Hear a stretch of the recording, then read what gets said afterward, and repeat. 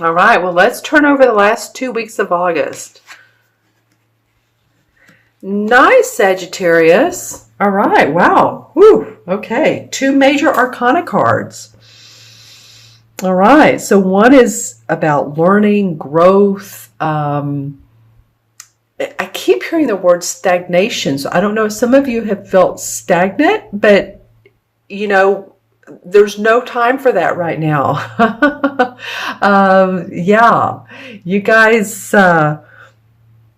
this is a time to learn. So this could be about social learning. This could be spiritual. You might be going to classes. You might be learning from a professor, a teacher, a lecturer, going to a retreat. All of those things. And the card next to it is there's something about this particular last couple of weeks of August, by the end, by the time the solar eclipse is over and done with, that you're going to feel very, you're going to feel very much like the light is shining on you, that you are the star. The stars are aligned in your favor, which is a good thing. I know you've had a lot of Saturn energy lately, but this is really a good sign, a good omen for you. You guys are a what? Let's see, you are a mutable sign. Am I correct on that? So, I think you are. You're not fixed, are you? No, you're mutable. So actually this Leo new moon on August 21st, in the solar eclipse, look at it as new beginnings. Look at it as learning new to evolve your world. And I'm looking at these stars and the circular motion of these stars and how it helps you to evolve. And who's this person? This might also be someone in particular that feels like they are in power. And maybe you're, it looks like she's sort of kneeling down. Of course, she is kneeling down, and she's using the water and her emotions and her feelings after being around this Hierophant, this person who is in power of leadership, but also of scholarly learning or spiritual pursuits. So it might be that you're really interested in that, and this helps you become more viable in the marketplace, your workplace, your spirituality. Just look at the first 2 weeks of September. Wow, Sagittarius, you'll have some nice cards. Seriously. I did a sign a minute ago, and I was like, well, it was lots of swords.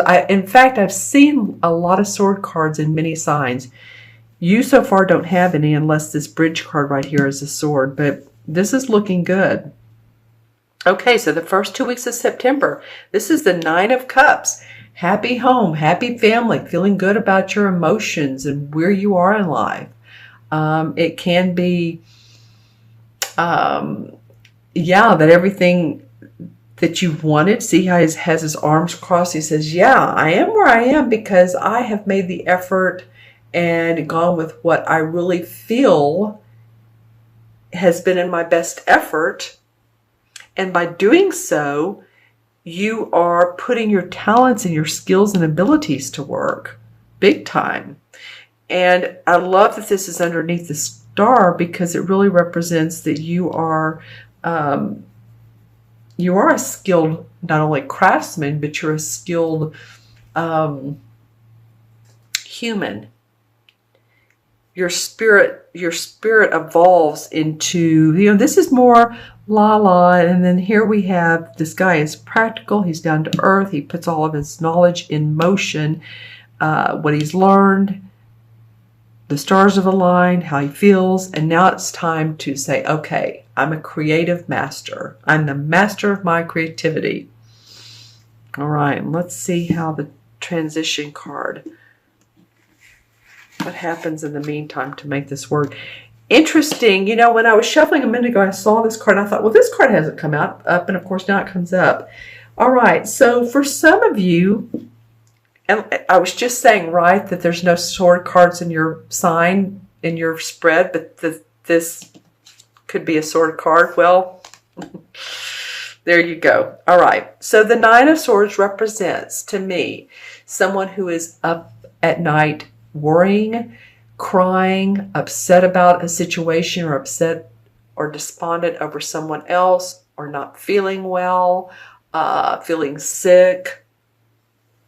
So let me take a deep breath, because these cards are also positive, and then this one comes into play. Okay, well, I'm feeling it connected to the Nine of Cups. You guys may be feeling it somewhere else, but it's. Let me put these two side by side to see what this looks like. It could be that some of you have been concerned around your family matters, children, parents, relatives, people that are close to you, very close friends. And that could be, why this comes up is you want them to be happy, you want them to be peaceful, and understand that, life is good. Some of you may not have been feeling well. Maybe you've hurt your foot, or you've needed surgery, or whatever you've needed to do. But I feel like it's taken care of. It's not a lingering process for you. I hope it's not a lingering disease or concern. I feel like it's nipped in the bud. You're able to do that so that you can move on into this light. But it's interesting how this does come up, and look how dark it is compared to the other cards. Can you see that? I mean, the other cards have a yellow. This one has a lot of red, because this is about power and energy and leadership. So there's a lot of red, and the others have a lot of yellow. Then the darkness. What would life be without, there's the darkness in life. That's just part of life. Nothing is perfect. No month is perfect. No Sagittarius is born on the same day, same month, same time, or same month, same day, same minute, in the same country, same anything. So we're all different. And so, it feels like for some of you, this is going to feel like, yep, I've had a little bit of that going on. And for others, it's like, no, But it came up, so let's just acknowledge it as it is. I'm going to look into my crystal and hold it aside because it picks up on these colors too much. Let's see what comes up for Sagittarius for mid-month to mid-month. Well, yeah, if you do take care of yourself, you're going to see a lot of positivity and growth. This is about you guys being happy and optimistic and just really feeling the joy in life. Even if others are down around you, which this could be, this could be someone around you that you're concerned with. And maybe I said that a minute ago. Yeah, because it came up again. It could be someone else that you're just concerned with, but that you give them the love that they need. I'm seeing interesting glass shattered glass. It could mean one of two things. Hopefully no one's house is being broken into, or your car. A shattered glass can also mean you're going through, it's a breakthrough. The metaphor would be you're breaking through the transformation. You're going from the dark into the light. Just a breakthrough or a opportunity comes through for you, I guess is what that means. Because I continue to see this, like this shattering, but not feeling in a bad way. I mean, hopefully, again, it's not bad. Could be for some of you. Leave comments below what this breakthrough means. All right, is it a physical break, or does it mean like your metaphor, like you're breaking through a transition?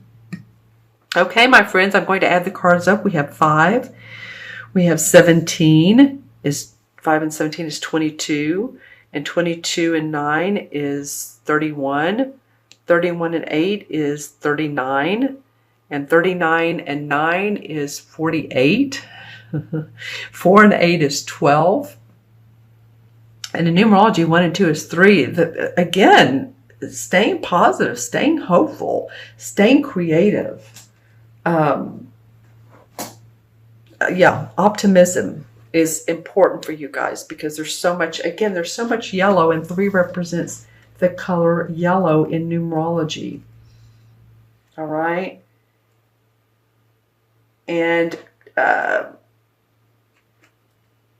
okay, so yeah, 12 in the major arcana cards is the same as the Hanged Man. So the Hanged Man does what?